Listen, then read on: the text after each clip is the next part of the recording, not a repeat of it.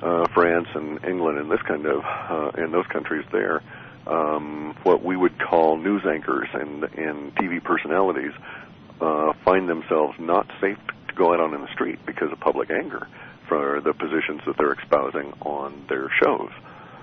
And it's going to cause the powers that be some angst because they don't have a mechanism to take over if people stop believing the information coming through on TV.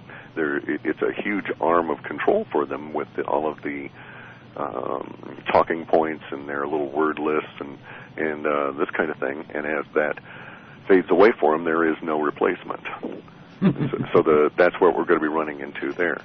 Well, and that kind of goes with another little news item that I ran across the other day that came off of CNN, which was a UFO disclosure thing where a gentleman, and honestly, I only got to watch it in bits and pieces. So the first man that I actually got to sit and watch during the CNN presentation was the doctor said that he had had 12 or 15 test subjects. He gave the whole criteria of how it was that they could become a test subject, and they did X-rays and CAT scans, and the ones that they had found implants in, they removed the implants, and when they said that 7 out of the 12 or 15 or whatever it was were like little cylinders, and they appeared to be a metal object, and around that also was like a biological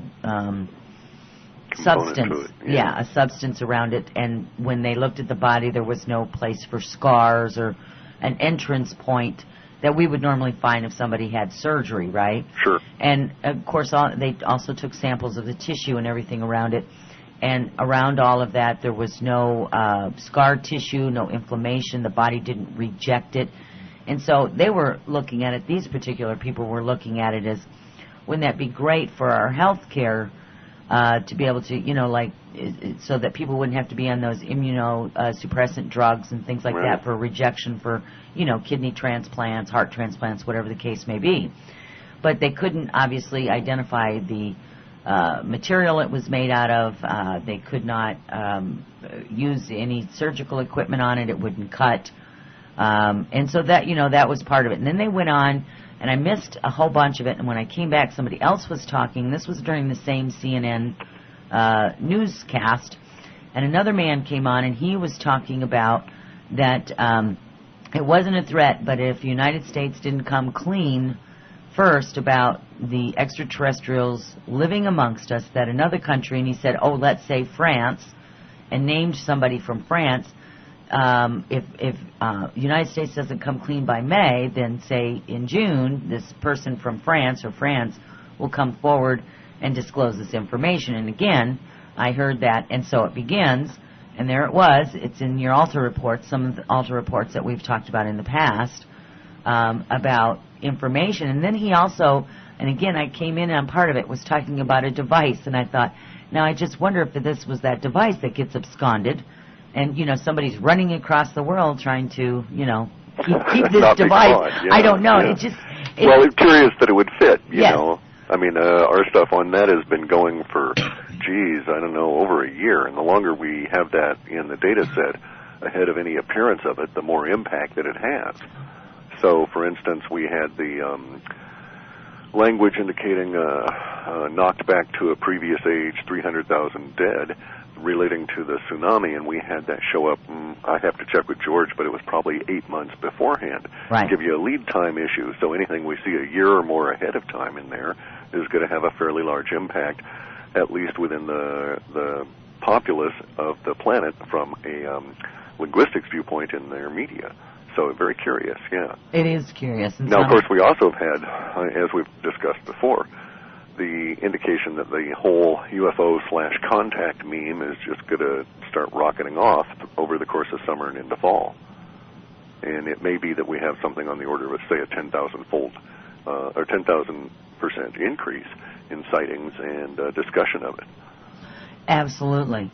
Well, and getting back to that TV thing, also in the report that I found was really interesting is that there was some things in there that was talking about maybe that their bands and stuff would even be like, you know, like a mob kind of a scene and pushed over and stuff. I thought that was really interesting.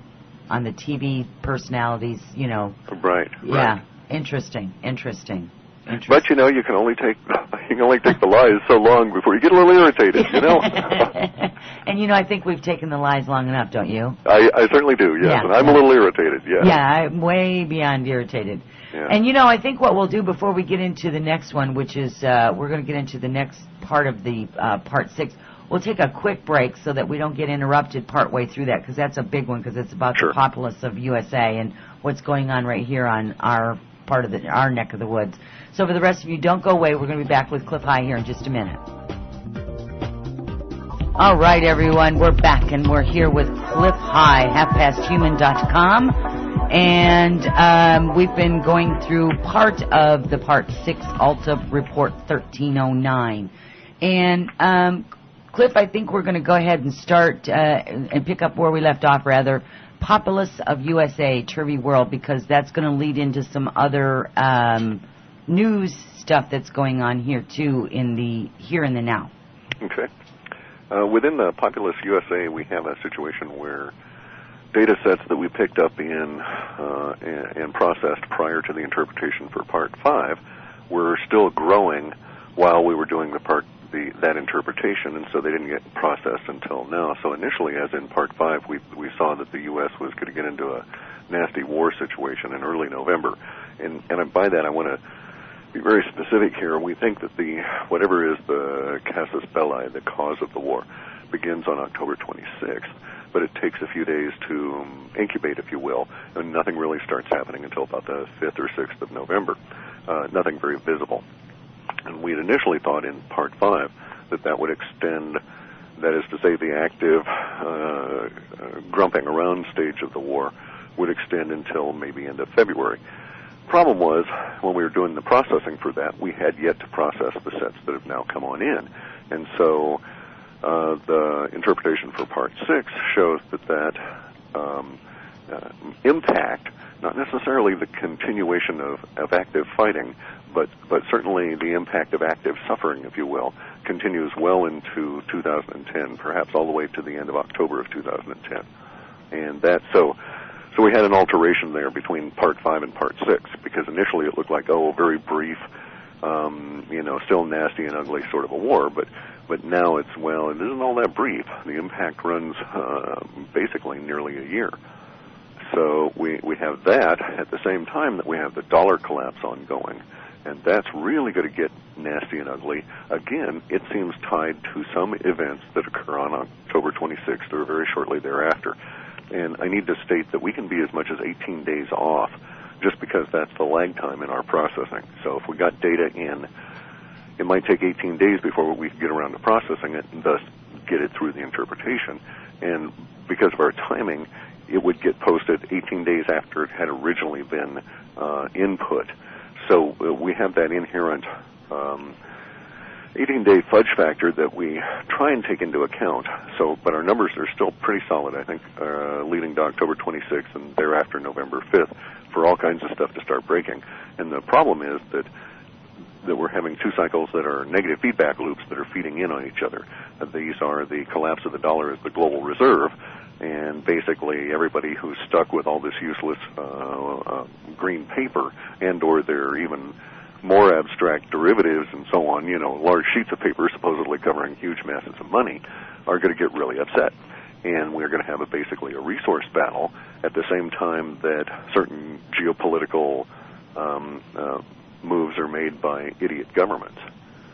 Well, and that kind of goes along with, if anyone's kind of listening to the news reports, there's all this conversation, underlying kind of conversation about potential war with different peoples. That's in the works now. I mean, you can, if you're watching the news or listening to the news or even read it, you can see that there is a buildup of tensions everywhere. It's just a matter of who's going to break it out first. It sure seems that way, yeah. It does, and it's, hopefully we can change all that. I do believe there's a power to change all that. But that being said, We're talking about your reports, and this is what the reports are saying. And we're going to come back to that date, by the way, October 26th, in regards to a question from the audience when we come back in the second hour. Okay. And because it's kind of goes along with that whole timing space that we were just talking about, October 26th.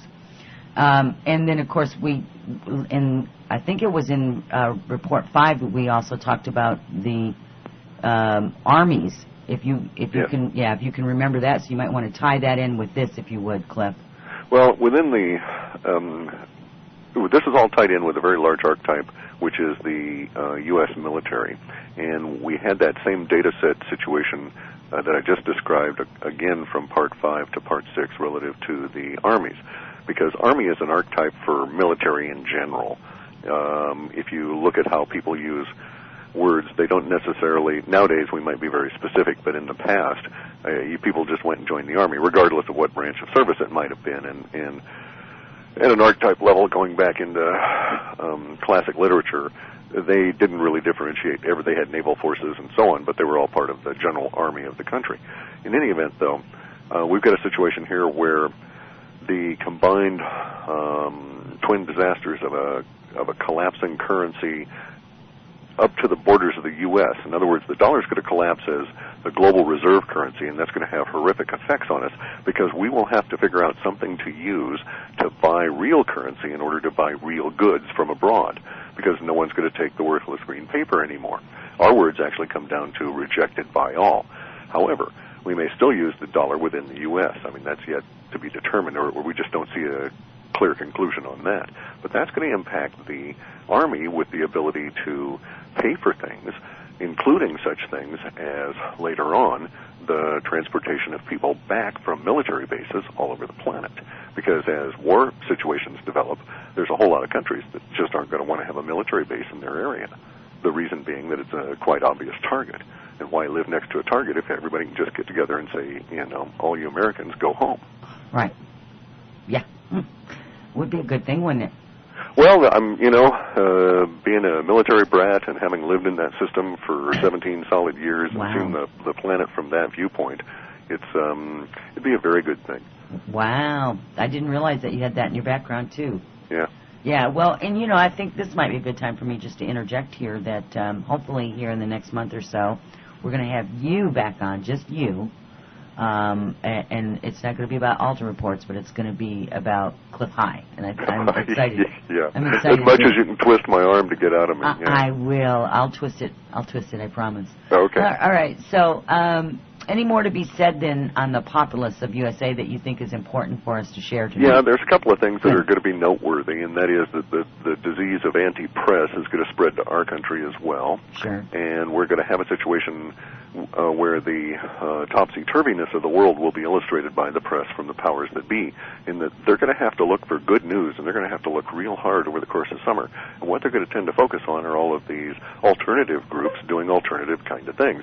And they're actually going to end up undermining their own position with the various very linguistics that they're putting out around the planet. And it'll be a situation of here they are trying to support their authoritarian masters at the same time showing that anybody having any success doing anything this